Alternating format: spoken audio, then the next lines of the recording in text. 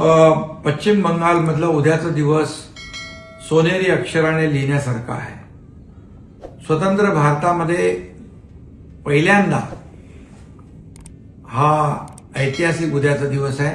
पश्चिम बंगालमध्ये भारत स्वतंत्र झाल्यापासून पहिल्यांदा भारतीय जनता पक्षाचा विजय या ठिकाणी झाला, एनडीएचा विजय झालाय आणि म्हणून त्याचा आनंद आम्हाला एनडीए म्हणून आहे. खरं म्हणजे देशाचे यशस्वी लोकप्रिय प्रधानमंत्री नरेंद्र मोदीजी यांचा करिश्मा आहे. त्यांनी देशाला विकसित करण्याचा, देशाला आर्थिक महासत्ता बनवण्याचं जे स्वप्न पाहिलेलं आहे त्याच्यावर लोकांनी भरोसा ठेवला आहे.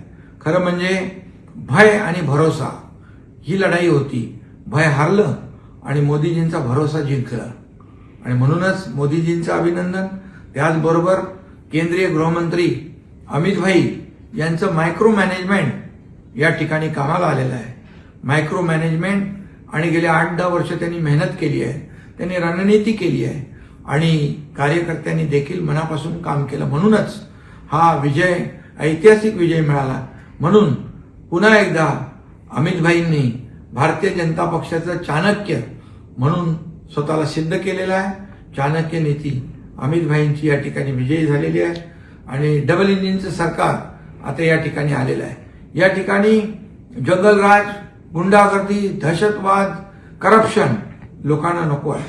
म्हणून मोदीजींचं नेशन फर्स्ट, यांचं करप्शन फर्स्ट अशा प्रकारचं हे होतं आणि म्हणून गुंडागर्दी, जंगलराज, करप्शनला लोकांनी नाकारलेलं आहे आणि विकास आणि प्रगतीला, विश्वासाला लोकांनी स्वीकारलेला आहे आणि म्हणूनच या ठिकाणी आता डबल इंजिनचं सरकार पश्चिम बंगालमध्ये विकास करेल, रोजगार मिळेल, इंडस्ट्री येईल, लोकांच्या हाताला काम मिळेल, पायाभूत सुविधा, प्रकल्प, इन्फ्रास्ट्रक्चर इकडे मोठ्या प्रमाणावर निर्माण होईल आणि बंगाल जे बॅकफुटला गेलं होतं, जे बॅकवर्ड म्हणून राज्य डेव्हलपमेंटच्या बाबतीमध्ये होतं, ते मेन स्ट्रीममध्ये येईल आणि या ठिकाणी मोठ्या प्रमाणावर डेव्हलपमेंट होईल, विकास होईल.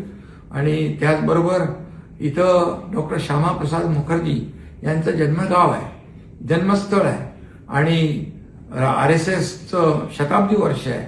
या शताब्दी वर्षामध्ये पश्चिम बंगालसारख्या राज्यामध्ये हा विजय मिळवणं म्हणजे एक ऐतिहासिक विजय आहे आणि त्याला एक वेगळा आनंद आहे सगळ्यांना. आणि म्हणूनच मी पुन्हा एकदा शुभेंदू अधिकारी जे आहेत ते देखील एक कर्मठ कार्यकर्ता आहे, एक डॅशिंग कार्यकर्ता आहे